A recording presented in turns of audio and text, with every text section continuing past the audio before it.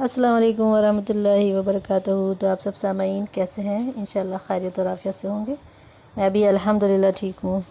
آج آپ کے سامنے صحیح حدیث کے حوالے سے بتاتی ہوں کہ نبی صلی اللہ علیہ وسلم نے نماز کے 3 حصے کیسے بتائے۔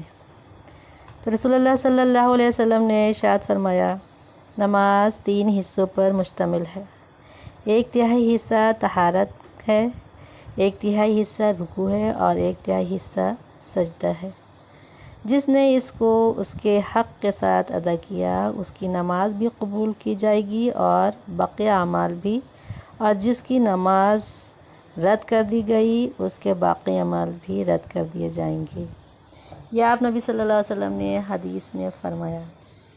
تو دیکھیے، نماز کے 3 حصے ایسے ہیں کہ پہلا حصہ طہارت کا، یعنی ہم اور آپ جب نماز پڑھتے ہیں تو اپنی پاکی کا پورا خیال کریں، اپنا جسم پاک ہو، اپنے کپڑے پاک ہوں، جس جگہ پہ نماز پڑھ رہے ہیں وہ جگہ پاک اور صاف ہو۔ تو یہ ایک پہلا حصہ ہو گیا۔ دوسرا حصہ یہ ہے کہ ہمارا رکوع بہت اچھا ہونا چاہیے۔ رکوع کس طرح سے ہے، رکوع میں نظر کہاں پہ ہے اور رکوع میں ہاتھ کہاں پہ ہیں۔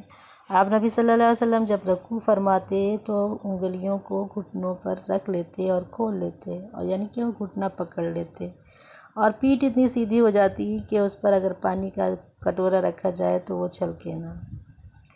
یہ رکوع کا طریقہ ہو گیا۔ دوسرا طریقہ سجدے کا ہے، یعنی سجدہ، اور ہاں، رکوع میں پیروں کو بھی بتایا ہے کہ جو عورتیں ہیں وہ سمٹ کے پڑتی ہیں، یعنی کہ پیروں کو پیچھے سے ہلکا سا آپ ملا سکتے ہیں، اگر کوشش کرے تو۔ نہیں مل رہا ہے تو تھوڑا کم فاصلہ رکھیں، مردوں کے طریقے زیادہ فاصلے میں نہ کھڑے ہوں۔ دوسرا سجدہ ہے۔ سجدے میں ہمیں سب سے پہلے ہمارے ہاتھ جاتے ہیں، پھر ہماری ناک جائے گی، پھر ہمارا سر، یعنی ہماری جو جبی ہے جو اللہ کے لیے بنی ہے، اللہ کے آگے جھکنے کے لیے بنی ہے، وہ رکھتے ہیں، اور سجدے میں اپنی آنکھوں سے اپنی ناک کو دیکھتے ہیں۔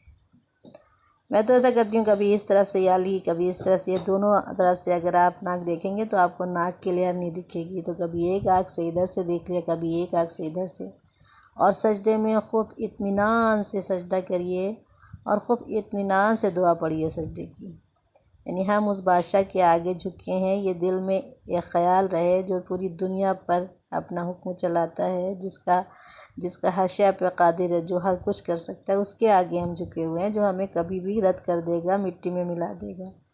یہ خیال دل میں رکھ کر کے سجدہ کریں اور اس طریقے سے نماز کو آپ ادا کریں۔ اگر ہماری اور آپ کی نماز بہتر ہو گئی تو کیا ہوا؟ سارے اعمال قبول، اور اعمال بھی اچھے ہو جاتے ہیں اگر نماز اچھی ہوتی ہے۔ اور اگر نماز ذرا سا بھی خراب ہوئی تو آپ نمازی بھی ہیں لیکن آپ سے برائیاں بھی ہو رہی ہیں، برے کام بھی ہو رہے ہیں، ہر دنیا میں آپ مبتلا بھی ہیں، دنیا کے بھی سارے خرافاتیں میں لگے ہیں۔ تو اس لیے نماز جو ہے وہ گناہوں کو کاٹتی ہے۔ نماز بہتر کریں اور اس کو دوسروں کو بھی شیئر کریں۔ السلام علیکم۔